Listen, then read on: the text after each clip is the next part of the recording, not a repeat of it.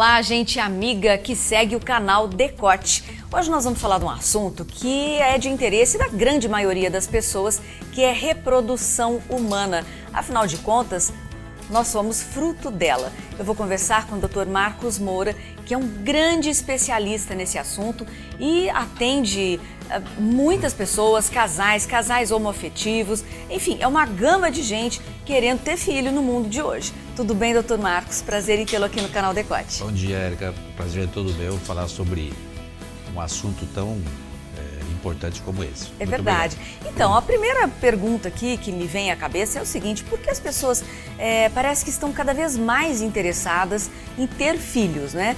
E também existe uma contrapartida aí de muitos casais que nem passa pela cabeça ter filhos. Exato, existem os dois lados opostos, né? Tanto casais que optam por não ter filhos, como aqueles casais que querem filhos e não conseguem. Também o extremo, que é a obsessão por ter filho, não é bom. Mas o que tem feito essa procura ser cada vez maior, uma dos grandes responsáveis são vocês. Ou seja, a mídia divulgando, a mídia informando quais são as possibilidades, e isso é que tem feito a procura aumentar, sim. E quais são as possibilidades? O que é a reprodução humana hoje, a reprodução assistida, né? Ela oferece, por exemplo, para casais que querem ter filhos e não conseguem. Veja bem, Érica, eu digo que para a gente ter um ser humano, nós precisamos, a grosso modo, nós precisamos de um óvulo, de um espermatozoide e de um útero. Então, reunindo essas três condições, é possível uma gestação. Então, casais que não ovulam podem, aliás, mulheres que não ovulam elas podem hoje recorrer a medicações e passam a ovular. Se o útero tiver dificuldades, como uma laqueadura, etc., também existem alternativas. Então, basicamente, as possibilidades são a inseminação intraútero, ou seja, você adquirir sêmen, seja do parceiro, seja de um banco de sêmen, e colocar no útero da mulher quando ela estiver ovulando.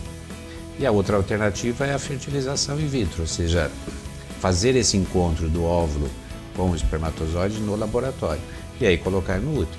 Você veja que nós estamos falando de espermatozoide, óvulo, eu não estou falando de homem e mulher. Sim, exato. Porque é a matéria-prima para a gente reproduzir, não é? Não é mais o homem ou a mulher. Agora, os casais homoafetivos, por exemplo, tem muita gente querendo e procurando, né, o recurso da fertilização assistida. Nós temos duas situações em relação aos casais homoafetivos que tem alguma coisa em particular, mas mais ou menos. O casal homoafetivo feminino, ou seja, nós temos duas mulheres. Então você veja que nós já temos aí das três situações, nós já temos aí o óvulo e temos o útero. Só está faltando o espermatozoide. Sim. Então um casal homoafetivo feminino, a mulher pode engravidar recorrendo a um banco de sêmen. E existe hoje uma possibilidade bastante legal, que é você pegar o óvulo da mulher A, fertilizar com o espermatozoide do banco de sêmen e colocar esse embrião na mulher B. Então nós teremos aí o nascimento de uma criança com duas mães, uma que cedeu o óvulo e a outra que gestou. Olha só que interessante. Já nos casais homoafetivos masculinos, nós só temos uma das três situações, que é o espermatozoide. Nós vamos precisar de um útero e de um óvulo.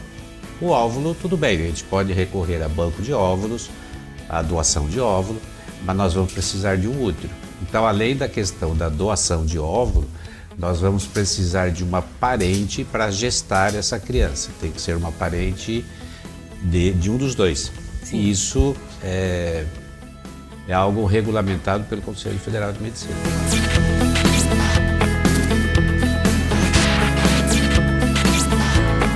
Isso é que eu queria saber. O Conselho, ele atesta todos esses procedimentos hoje? Sim, sim. Não tem como retroceder, por exemplo? Porque existe uma discussão, né? Sim. Nós vivemos numa sociedade homofóbica, né? E, assim, temos alguns governantes que são contrários à relação homoafetiva, mas está tudo regulamentado. Você sabe que nos primórdios da reprodução assistida, lá nos 1980 e pouco, não havia nada que regulamentasse, não havia nenhuma recomendação, vamos dizer assim, né? Mas o Conselho Federal de Medicina, ele tem esse papel muito importante, que ele passou a regulamentar, ou seja, passou a ditar regras. o que pode e o que não pode ser feito. Então existem algumas situações bastante comuns, com bastante frequência eu recebo casais em que a mulher não tem óvulos e ela fala, mas a minha irmã se dispôs a doar o óvulo para mim. Isso é proibido.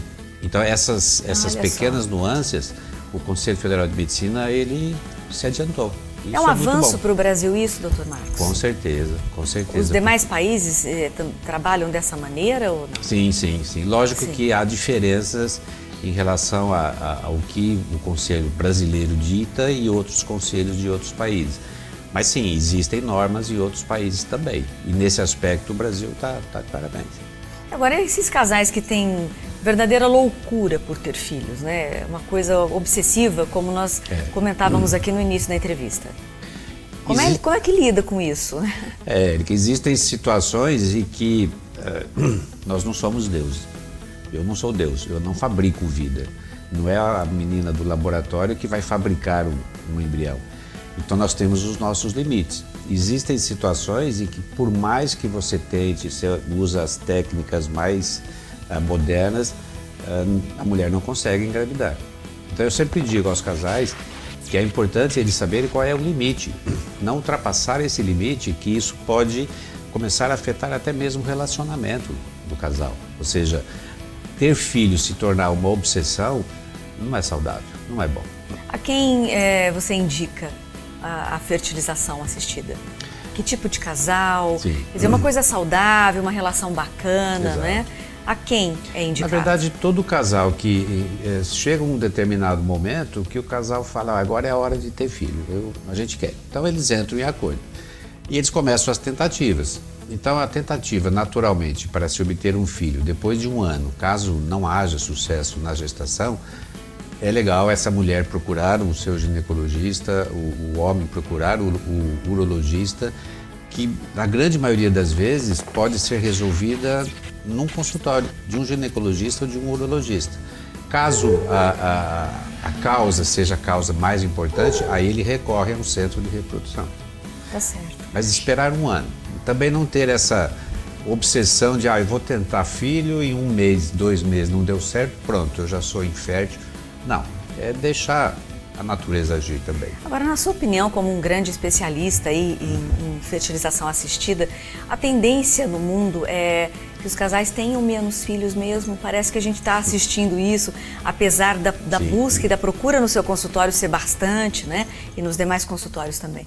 Seria uma tendência no mundo hoje? Sim.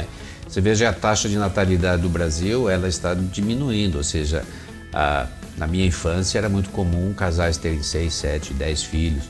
Hoje a média já está abaixo de 2 por casal, ou seja, está diminuindo sim. Um outro aspecto que também vem acontecendo é a postergação da gestação, ou seja, é a mulher começar a ter o seu primeiro filho em idades cada vez mais altas, mais avançadas. E aí, por outro lado, é uma arapuca para a mulher, porque ela pode incorrer em algumas situações que ter filhos aos 20 anos é bem mais fácil do que ter filho aos 35, aos 40 anos, naturalmente ou não. Então esse aspecto também é importante salientar, a idade da mulher, ou seja, ela não deixar para muito tarde ter filho. Doutor Marcos, e tem também a possibilidade da mulher congelar o óvulo, né? Um recurso que muita gente tem usado. Sim, Érica, esse é um ponto muito importante que você abordou, que é a questão da mulher postergar a sua gestação e ela, muitas vezes, ela não tem o conhecimento que a qualidade dos seus óvulos vai diminuindo com a idade, aos 30 anos. O ideal da mulher engravidar é dos 20 aos 30. Depois dos 35 anos, a qualidade do óvulo diminui, as chances de engravidar diminuem, seja naturalmente ou não. Então, aquela mulher que deseja ter filhos mais tarde, o ideal é ela congelar os óvulos o mais precoce possível, porque esses óvulos vão manter a qualidade no momento em que ele foi congelado, ou seja, os óvulos não vão envelhecer. Esse é um aspecto importante para você.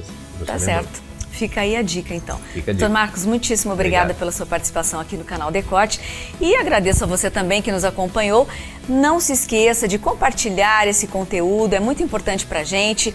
Acione aí o sininho e nos siga aí nas redes sociais. Muito obrigada e até a próxima.